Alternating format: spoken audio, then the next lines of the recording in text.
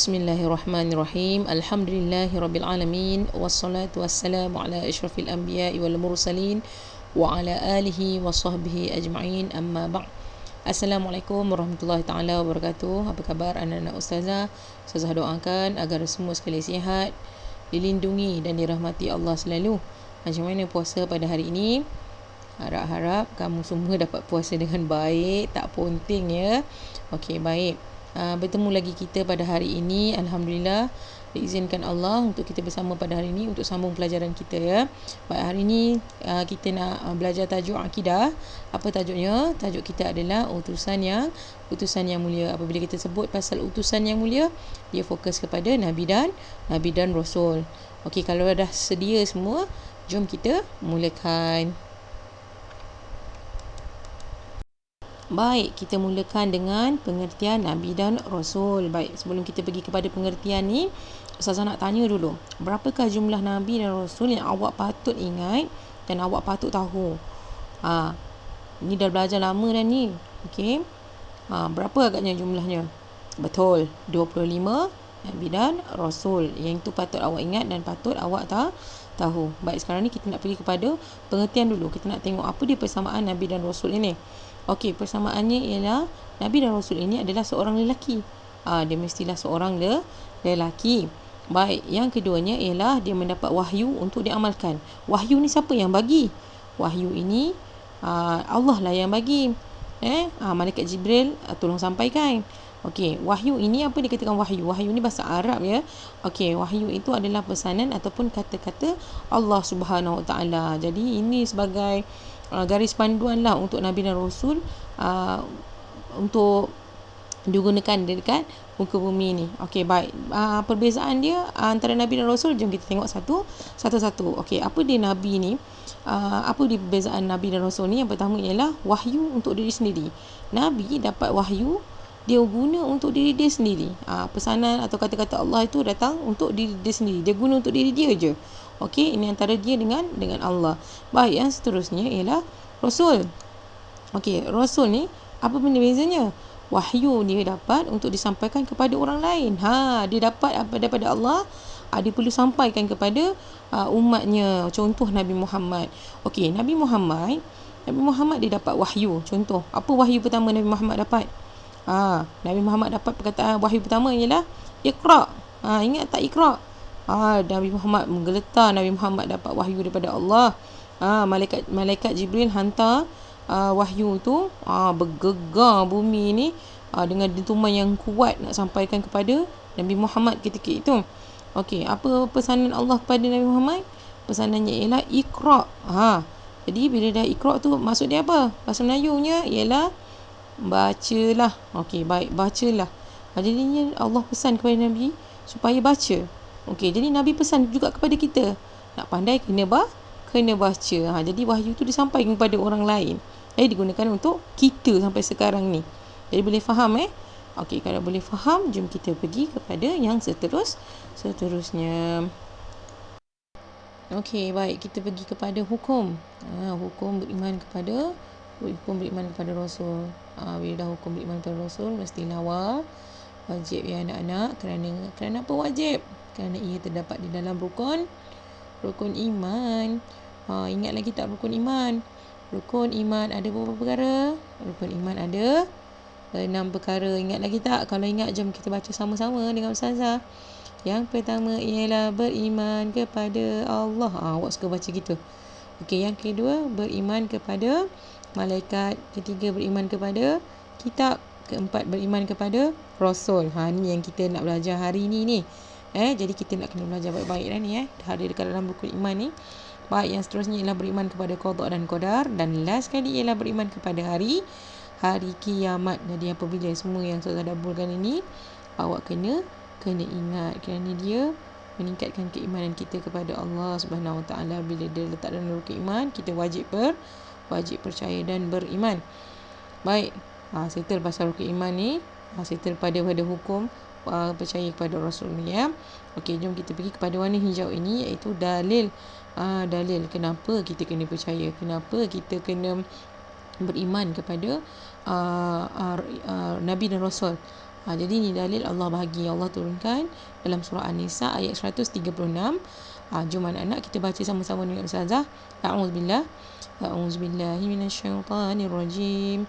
Bismillahirrahmanirrahim. Ya ayyuhalladzina aminu billahi wa rasulih. Okey, jom kita baca maksud dia. Apa maksud dia? Wahai orang-orang yang beriman, tetapkanlah iman kamu kepada Allah dan Rasul. Jadi kat sini Allah dah bagi sebagai bukti kita kena beriman kepada Allah dan kena juga beriman kepada Nabi dan Rasul. Okey, boleh ingat tu anak-anak? Okey, jom kita pergi pada yang seterusnya. Okey, baik. Kalau awak tengok buka buku teks awak muka surat 93, dekat buku teks muka surat 93, awak akan nampak semua senarai Nabi dan Rasul yang ada dekat dalam dalam muka surat buku awak tu. Okey, jom kita tengok satu-satu. Okey, yang pertama sekali Nabi apa? Adam, Idris, Nuh, nampak dia warna kuning. Nuh, Hud, Saleh, Ibrahim, Lut, Ismail, Ishaq, Yaqub, Yusuf, Ayyub, Shu'aib, Musa, Harun, Zulkifli, Daud, Sulaiman, Ilyas, Ilyasa, Yunus, Zakaria, Yahya, Isa, dan last sekali adalah Nabi Muhammad. Baik, Ustazah yakin awak biasa dah dengar lagu ni dekat dalam YouTube ataupun dalam TV kan. Lagu 25 Rasul tu kan, betul tak? Saya yakin daripada satu dah pandai dan nyanyi lagu ni. Jadi awak tak ada masalah untuk ingat ke semua senarai nama-nama Rasul ni. Okey, untuk memeriahkan lagi pelajaran kita pada hari ini, jom Ustazah nak ajak awak nyanyi sama-sama dengan Ustazah, boleh? Okey, jom kita nyanyi. Okey, jom kita nyanyi sama-sama.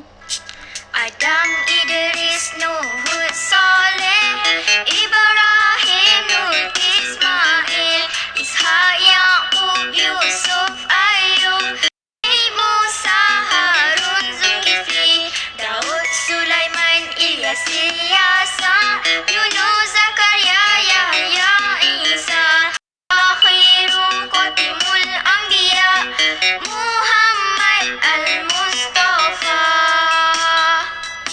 Alhamdulillah, hebatnya awak nyanyikan lagu nama-nama Nabi dan Rasul. Ustazah doakan agar kita sama-sama beroleh pahala sebab sebut nama Nabi dan nama Rasul bulan-bulan puasa ni kan. Okey, baik. Tadi kita masih lagi dalam muka surat 93 ya, dalam buku teks. Okey, tadi Ustazah tak terang pun kenapa ada nama-nama Nabi yang berwarna kuning. Kalau awak perasan, cuba bilang ada berapa nama-nama Nabi di berwarna kuning. Kalau nampak ada 5 nama Nabi yang berwarna kuning. Jom kita sebut sama-sama ikut turutan. Atas sekali namanya apa warna kuning tu? Nuh. Nabi Nuh. Yang seterusnya ialah Nabi Ibrahim. Yang seterusnya Nabi Musa. Yang seterusnya Nabi Isa. Yang seterusnya ialah last sekali ialah Nabi Muhammad. Okey.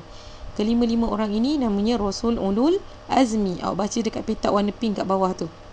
5 ni adalah Rasul Ulul Azmi. Apa yang dikatakan sebagai Rasul Ulul Azmi itu? Okey, jom kita baca. Apa penerangan dia?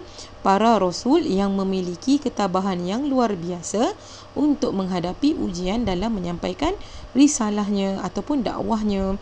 Okey, contoh Ustazah bagi contoh. Contoh dalam kisah Nabi Nuh. Kisah Nabi Nuh ini Ustazah pernah ceritakan dengan bahteranya, dihina oleh umat dia sendiri kan, tak nak dengar, tak nak beriman kepada Allah. Okey, jadi Nabi Nuh Allah bagi tempoh yang sangat lama. Selama 950 tahun Nabi Nuh berdakwah kepada umat dia, tapi umat dia tak nak beriman. Yang beriman hanya sedikit sahaja ya.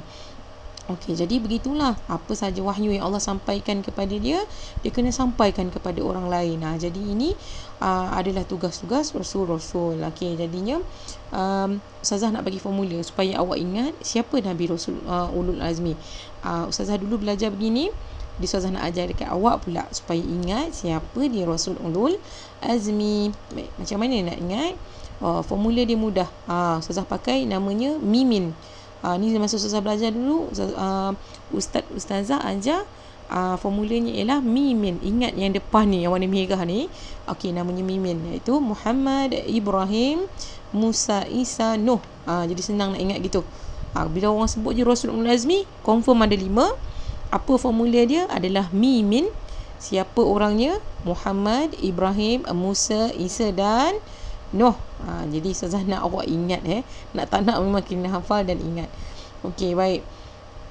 Yang seterusnya kita pergi dekat burung hantu atas ni. Apa burung hantu ni nak cakap? Mari kita tengok sikit informasi dia. Okey, apa informasi dia ni? Ada dekat belah dalam buku teks tu juga, belah bawah. Ustazah ni potong naikkan ke atas. Okey, jom kita baca apa dia. Alaihissalam. Sebut sama-sama. Alaihissalam. Lagi sekali, alaihissalam. Alaihissalam ini doa untuk semua Nabi dan Rasul. Contoh, Adam alaihissalam, Idris alaihissalam, Nuh alaihissalam, dan begitu juga seterusnya. Tapi special untuk Nabi Muhammad. Bila kita sebut Muhammad sallallahu alaihi wasallam, doa untuk Nabi Muhammad dia special sikit. Kalau kita sambut, orang sebut macam contoh saya sebut Nabi Muhammad sallallahu alaihi wasallam, awak sambut sallallahu alaihi wasallam ikut apa yang Ustazah sebut, awak akan dapat pahala. Nampak tak senang? Sebut nama sallallahu alaihi wasallam tu saja dah mendoakan kita dan membolehkan kita dapat pahala. Jadi nak pahala ke tidak? Jadi kalau nak pahala, so sentiasalah kita berzikir dan sebut nama Nabi Muhammad sallallahu alaihi wasallam. Okey, boleh faham? Okey, kalau boleh faham, jom kita pergi kat muka surat seterusnya. Okey, kita pergi kepada peranan Rasul. Peranan Rasul ada dekat muka surat 94 dalam buku teks. Awak boleh tengok dan awak boleh cek dan kita baca sama-sama dengan saya. Baik, apa dia yang pertama? Peranan Rasul.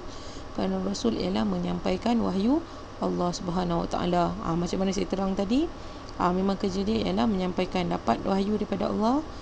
Dia kena sebarkan kepada semua makhluk, semua umat pada ketika itu.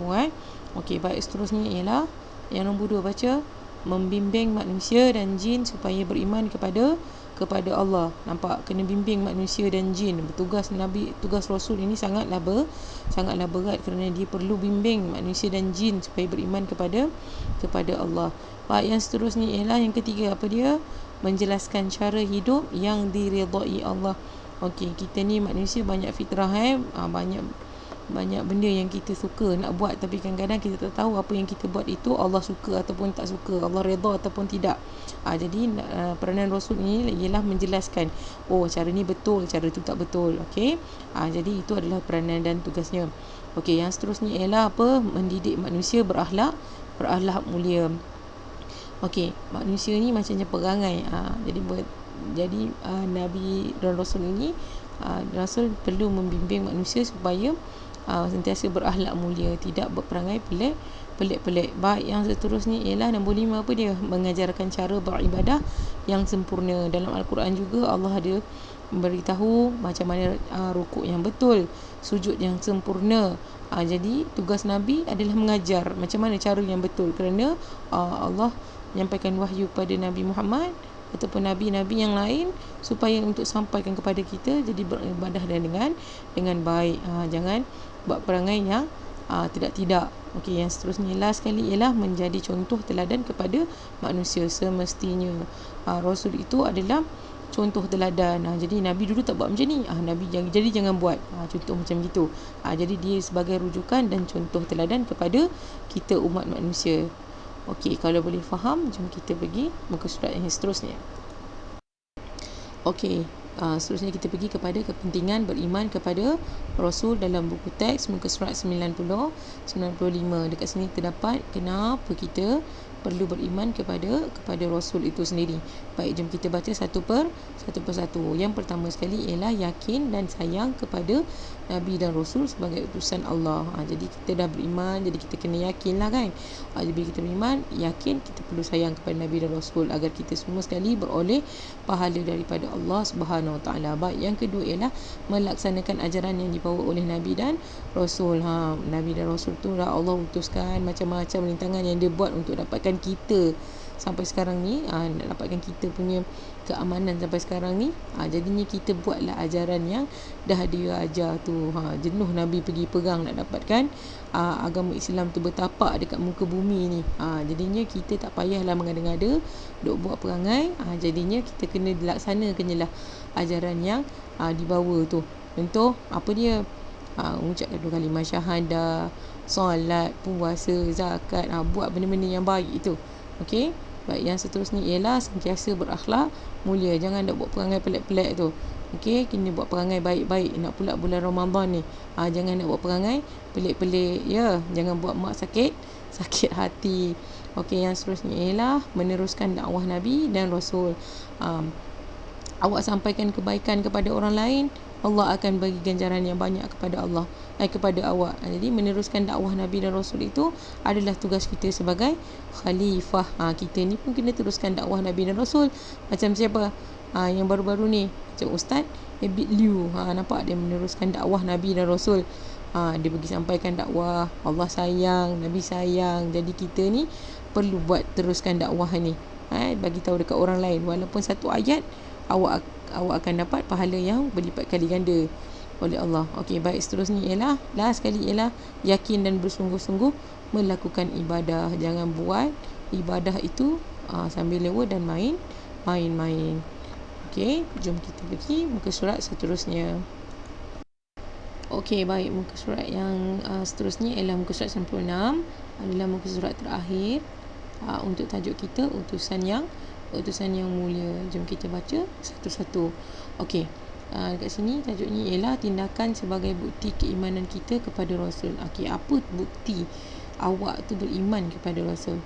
Apa tindakan kita? Okey, baik. Yang pertama ialah sentiasa mengamalkan ajaran Rasul. Sentiasa buatlah amalan-amalan tu. Contohnya apa? Melaksanakan setiap perintah Allah dengan tekun, jauh dosa dan maksiat. Buat apa yang Allah suruh, tinggal apa yang Allah larang, ya. Okey, baik. Yang seterusnya ialah menelusuri sirah kehidupan Nabi dan Rasul.